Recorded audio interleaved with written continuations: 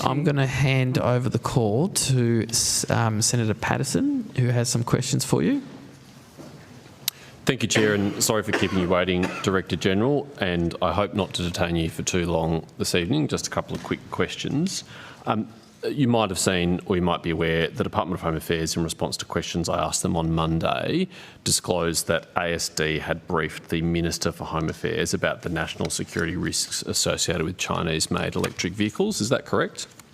Yes, Senator, it is. I don't believe this microphone's working. It's working. Not very well. Okay. It's a bit soft, but yes, thank you. And did you just brief him in a generic sense about the risks of Chinese-made electric vehicles, or specifically about his own personal vehicle? Both, Senator. Okay. What mitigation advice did you offer the Minister for Home Affairs to protect him from any risks that vehicle poses?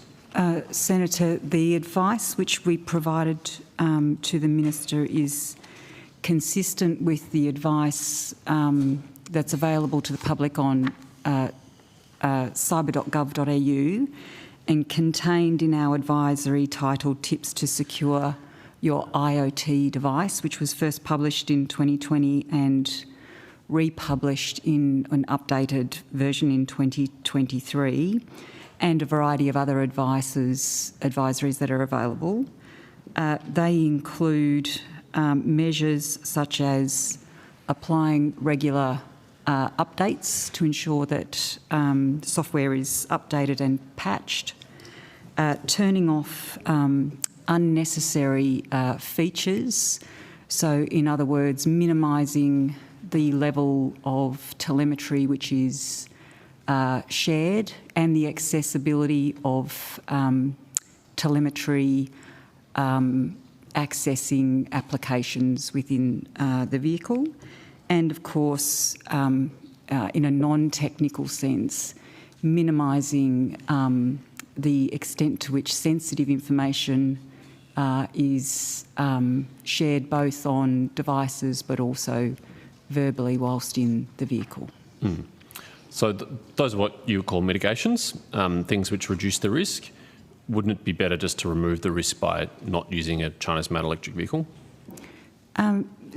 Senator, the ASD's role is not to prohibit the use or regulate or rule out or provide policy advice on accessibility to devices or technology, but rather to give an outline of the risks which are associated with various technologies and the extent to which those can be mitigated. Whether they are ruled out is a matter for policy and regulatory agencies, and on a personal matter, it is a risk which we hope that the user in an informed way engages with. Yes, you are right. Ironically, your role is technical advice. That's appropriate. It's Home Affairs' role to make policy decisions, and that's the irony of this situation we find ourselves in because of the Minister's personal decisions. Did you advise the Minister about whether or not it's advisable to connect either his work device or any personal devices to the vehicle? Senator, we would have provided advice as to the risks associated with connecting any IoT device to the vehicle. I would have to take on notice whether we made a distinction between personal and work devices. So I would need to take that on notice, but my sense is that those distinctions would have been made, and the nature of a issued device would by definition include government or sensitive or classified information. Yes, obviously a work device is going to be more sensitive than a personal device, particularly if you're the Minister for Home Affairs and Cybersecurity. But is it the case that a foreign intelligence agency might be interested in information that's stored on the personal device of a senior politician? Yes, Senator, and by sensitive information I refer in the way that DG Burgess did yesterday, both to classified material, which should absolutely not be connected, but sensitive in the sense that any information which is private or personal or could be used for leverage should be limited and confined in terms of devices, and that was the nature of the advice which we gave. Yes, and obviously the reason why you wouldn't want to make that material available to a foreign intelligence agency is that they could use that as part of a intelligence strategy. They could use that to coerce someone, for example. Yes, Senator. What has your advice been to the Minister more broadly about the risks posed to other Australians by connected vehicles like these? Senator, our advice has been consistent with that contained in the public-facing documentation, which is contained in those advisories. As I mentioned, tips to secure your IoT device, identifying cyber supply chain risks, and cyber supply chain risk management. All of those advisories were updated last year. They outlined the key risks associated with IoT devices, that is data collection, surveillance and service disruption, and the mitigations which can be used to minimise those risks. And is it ASD's view that vendors from some countries, like China, where they are subject to the national security and national intelligence laws of those countries, pose a different level of risk than vendors from, say, a rule of law democracy?